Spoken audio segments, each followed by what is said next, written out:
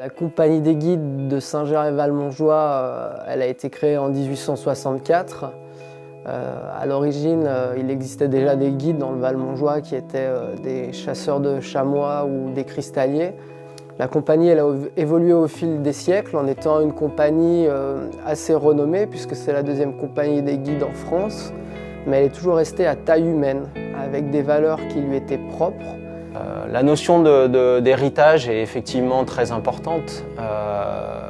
Je pense qu'il y a des personnes qui se sont battues à leur époque pour pouvoir exister dans ce milieu. Le métier de guide évolue, comme la montagne également évolue, mais la nature reste toujours très forte, très belle, l'émotion reste intacte. La compagnie donc englobe les deux bureaux, celui des Saint-Gervais et celui des Contamines. C'est une structure qui unit toute la vallée entre les différents villages de Saint-Gervais, Saint-Nicolas et des Contamines. L'avantage de notre compagnie, c'est qu'elle a su rester à taille humaine. Donc il y a une vraie entraide, il y a une vraie famille, quoi. L'effet d'être une vallée qui n'est pas très grande et dans laquelle il y a simplement deux villages, plus des hameaux, les guides ils ont beaucoup de proximité, beaucoup d'échanges. On n'est pas anonyme au sein de la compagnie. C'est un groupe suffisamment important pour sentir un travail d'équipe. On se connaît quand même vraiment bien les uns les autres. Une compagnie, c'est en même temps une manière d'exister à travers les gens qui la composent, à travers les époques qu'elle traverse. Les guides d'ici, de Valmontjoie, ils ont cette façon de voir le métier tranquille, pas trop sur les côtés exploits, mais plus sur partager, sur en profiter de la montagne, sur voir des belles choses. On a su garder l'esprit de la vallée, l'esprit de la montagne, l'esprit du partage. Depuis toujours, on dit qu'il n'y a pas de guide sans client, donc depuis le XVIIIe siècle, dans notre structure et auprès de nos collègues, la chose la plus importante, c'est le client. Les guides de notre vallée sont avant tout des passeurs. Ils font passer des cols, des montagnes, des ascensions, mais aussi ils font passer des émotions. Quelles que soient les techniques, parce que la technique finalement, c'est le plaisir d'accompagner des gens et de leur faire découvrir peut-être qui ils sont à travers le prisme de la nature.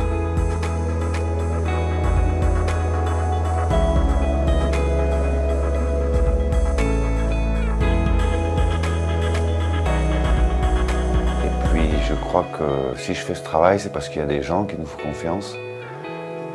Et les personnes qu'on emmène, au bout d'un moment, ça ne devient plus des clients. Ça arrive, je pense, dans ce métier, on crée rapidement des liens assez forts. On a des clients qui en a depuis 10, 15 ans, voire plus. Quand ils reviennent et qu'on les connaît de mieux en mieux, et au fur et à mesure, c'est presque des amis en fait. La plupart des journées, ça ne les change pas en fait. Sa découverte, je dirais, l'aventure qu'il va retrouver à chaque fois, c'est les clients en fait. C'est cette personne qui est différente à chaque fois, qu'il faut découvrir, qu'il faut voir de quoi elle a besoin en montagne, un petit peu d'encourager, un peu de la rassurer ou des fois de la pousser un peu. Je dirais, il n'y a pas une belle montagne, mais il y a des beaux moments.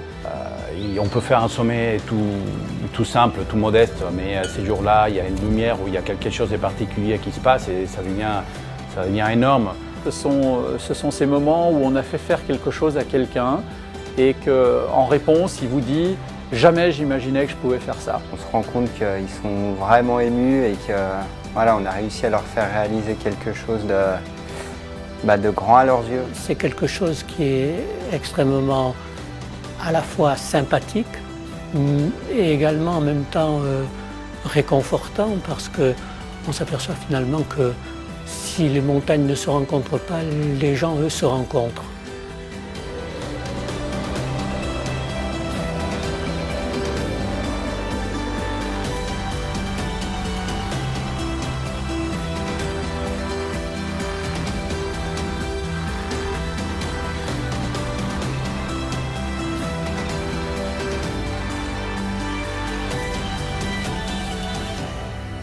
J'ai été attiré par la haute montagne et la montagne depuis tout enfant. On a un cadre grandiose, exceptionnel.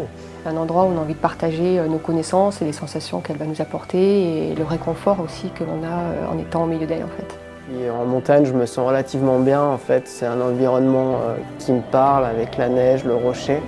C'est surtout un grand terrain de jeu où j'y vois beaucoup de possibilités pour m'amuser, pour grimper, pour skier, pour faire toutes sortes de choses. Ouais, j'ai besoin de ressentir cette nature-là, qui est très forte.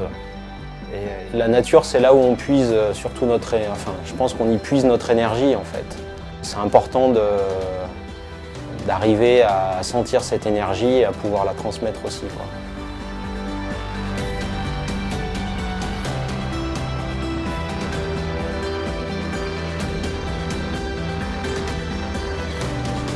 Ce que j'aime, c'est être au grand air, profiter des grands espaces qui sont apaisants, ressourçants, dans lesquels on peut vivre une aventure. Faire une course en montagne sur 2 jours, ça peut apprendre justement à se poser un peu, à prendre le goût de l'effort, à prendre le temps de la réflexion. C'est l'occasion d'être entièrement absorbé par cette activité, par cette nature sauvage et d'être dans l'instant, de vivre pleinement le moment présent. La rentrée à la compagnie, c'est alors c'est très fort pour tous les guides, c'est très fort. C'est un moment important. C'est une forme de consécration, c'est une forme de reconnaissance des pairs.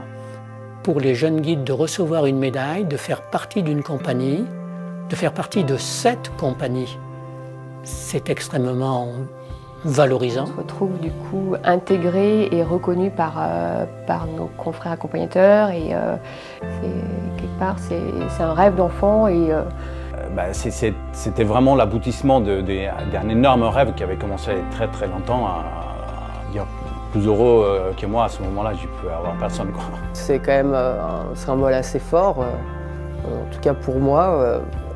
Je rentre dans une grande famille. Le fait qu'on est le maillon d'une chaîne qui a commencé il y a 150 ans et qui perdure dans le temps, quoi. On fait le défilé, on va à la messe, on est tous en costume. C'est un hommage à leur rendre et donc le fait d'avoir des costumes qui effectivement se rapprochent de l'époque. C'est un peu une belle symbolique et qui est très importante dans notre carrière de guide.